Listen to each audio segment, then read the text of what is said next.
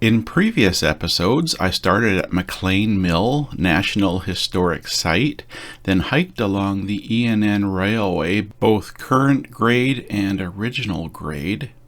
Next is Episode 4, but first, here is the introduction. Welcome to my hike of the E&N Railway above the McLean Mill National Historic Site and above the Cherry Creek neighborhood of the Alberni Valley.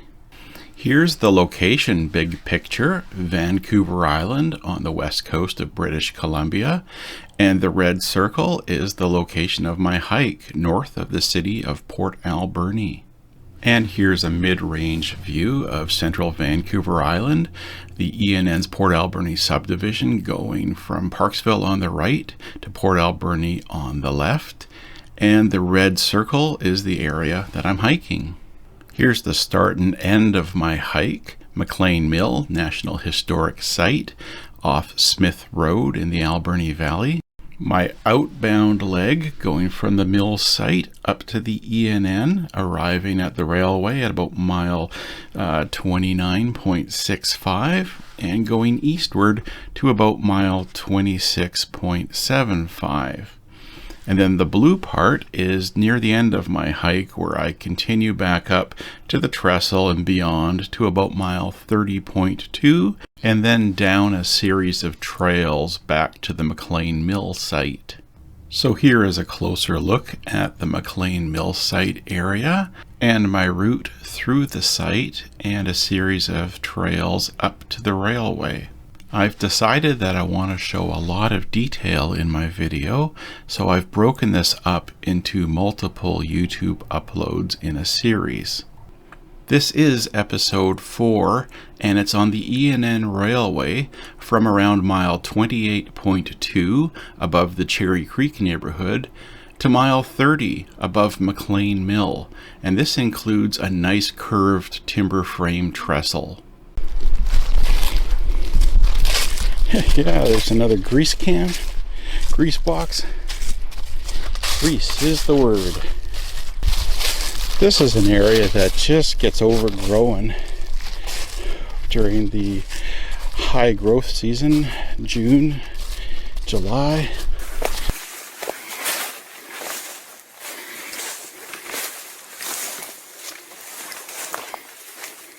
It was just hard to move.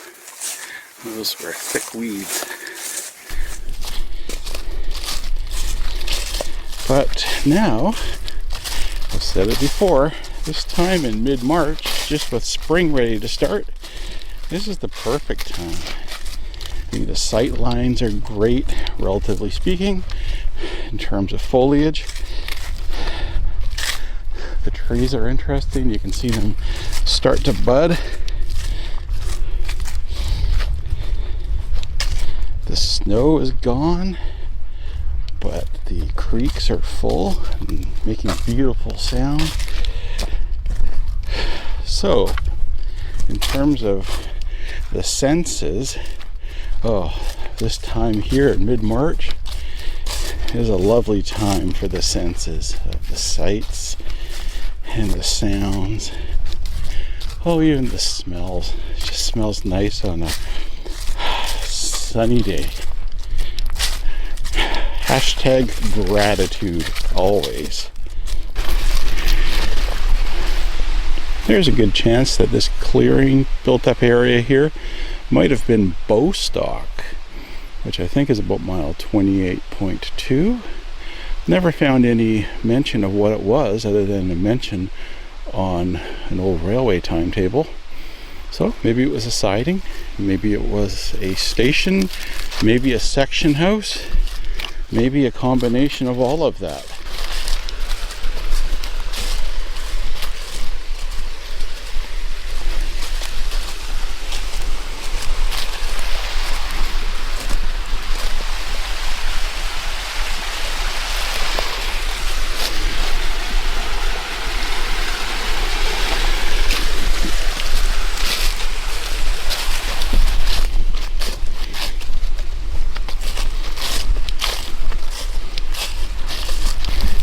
Here's a spot around mile 28.7 or so where we got the trees encroaching from either side, hitting my shoulders as I go. Haven't tasted cobwebs yet. And here's that place where I arrive at the mile 28.9 bridge. This is such a lovely autumn leaves spot, as is evidenced by all the leaves on the ground. Hey, I don't know if I ever noticed that one before. There's the flanger sign telling you to lift your blade. I like it when I still notice signs that I've just missed for 4 years.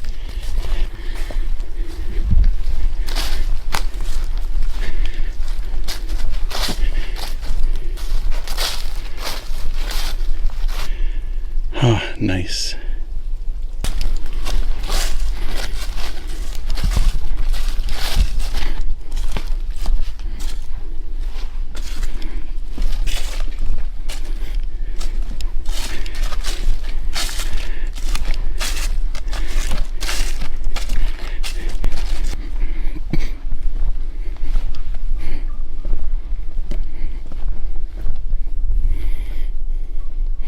Yeah, just a simple deck, simple structure, the bridge,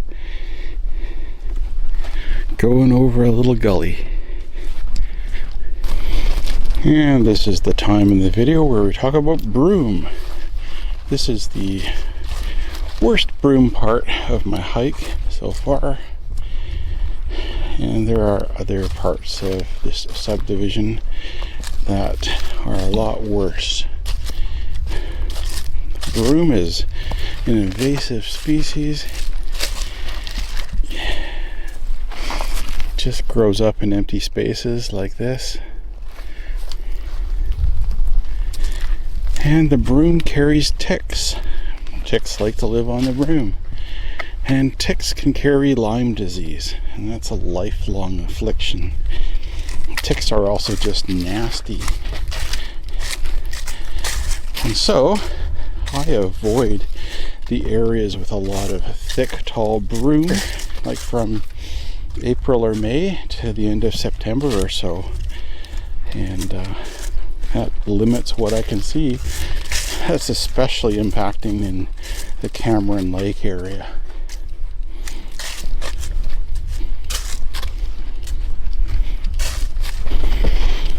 Okay, here's milepost 29. There it is.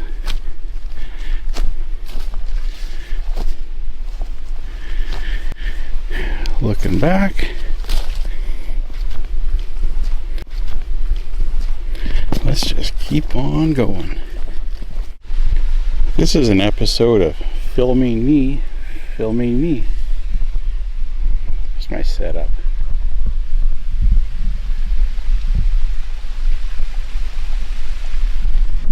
I've got it on a grip handle with a little bar holding the camera.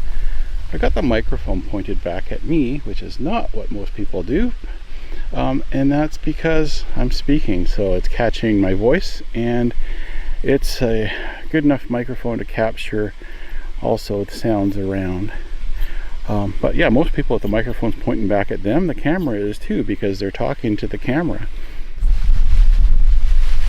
Hey, there I am, wearing the sensible Tilly hat because the sun is out and I don't want my neck to get sunburned and then have to explain to my wife why I was irresponsible. Have yourself a great day. Yeah, this is what I look like. Here's the area that I used to call, for a few months last year, Obstacle Alley.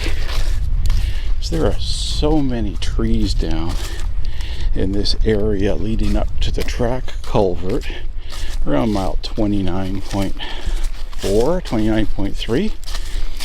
But again, thanks to really good people, they've been cleared. Lots of that work was done sometime in summer 2022.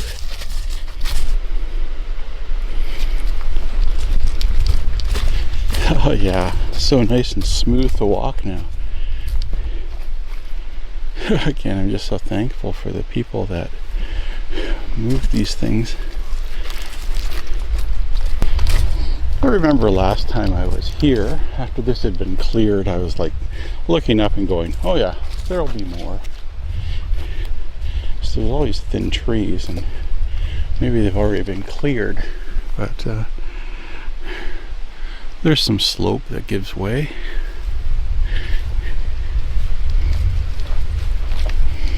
Again, there's some old rail down there.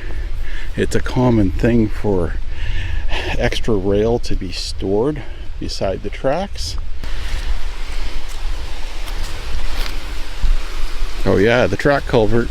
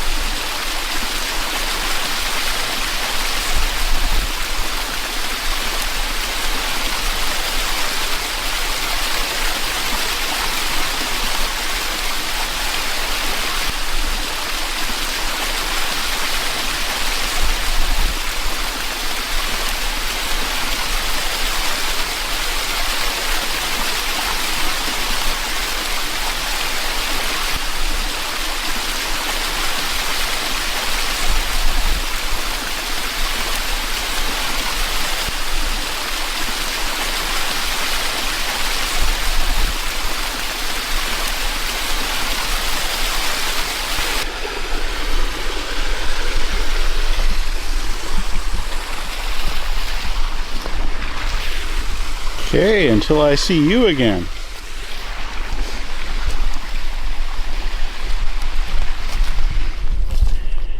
Here at mile 29.4, 29.5, something like that, there's another obvious cleared out, leveled out area beside the track, similar to the one I saw near mile 27.2. This was from the 1971 projects, and while bigger trestles were getting replaced by track diversions, there was a trestle around here that got replaced just by filled in grade. So the grade didn't change its route, it just got filled in with dirt. Speaking of rocks, I always enjoy this one right here. Such a big rock cut. Here's where I arrived back where I started earlier this morning when I got up to the E&N here at mile 29.65. But instead of heading back down to McLean Mill via this trail to the Beauforts, I'm going to keep on going west on the railway and get to the Trestle.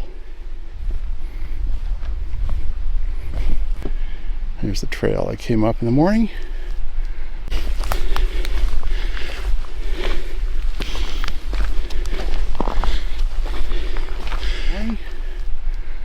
That's where I've just come from. Okay, let's keep going.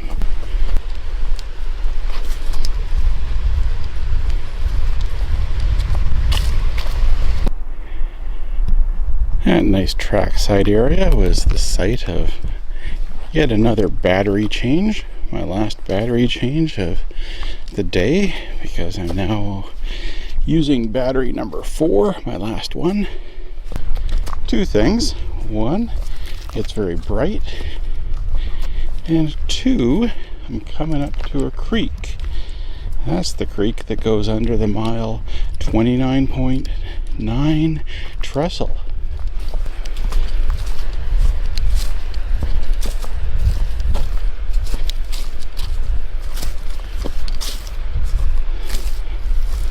This is an old trestle, and it's in poor shape up top with the deck.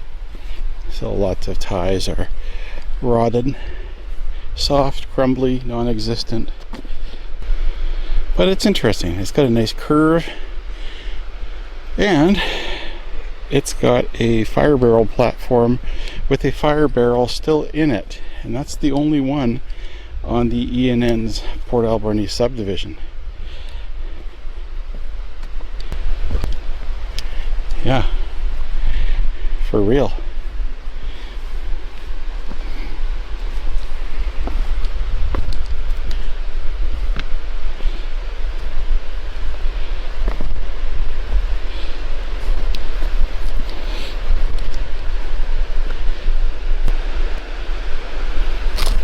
This is not the bright light that's good for photography, but I've got lots of photographs of this trestle already, including one from this angle that made its way into some government reports.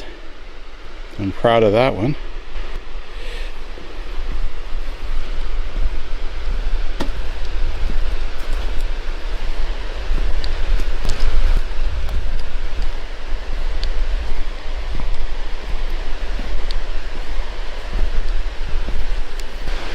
I still have thoughts of one day walking the length of this trestle underneath on the ground. That might happen. Not today. It's got to be one of those times when that's the reason I come up here.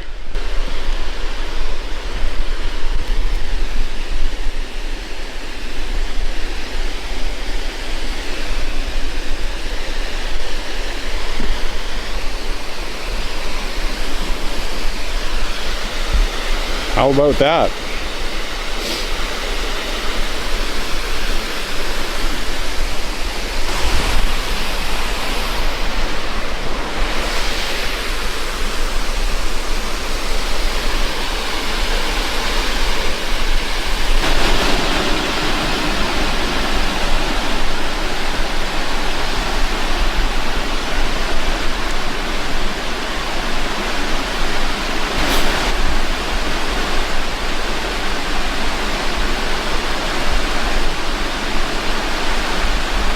There's the fire barrel.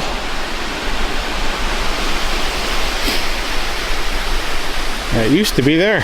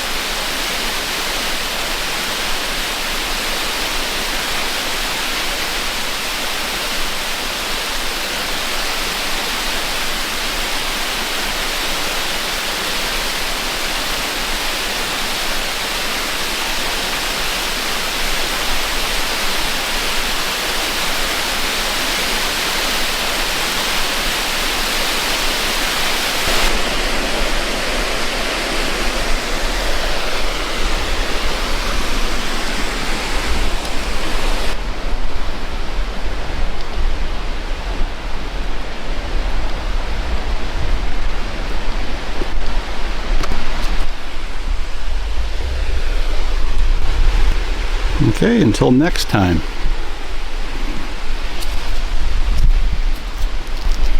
Here's some more railway signage.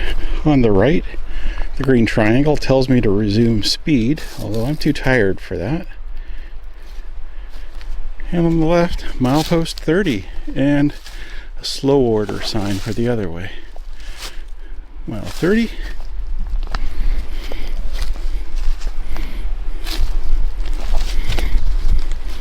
Yeah, 10 miles an hour slow.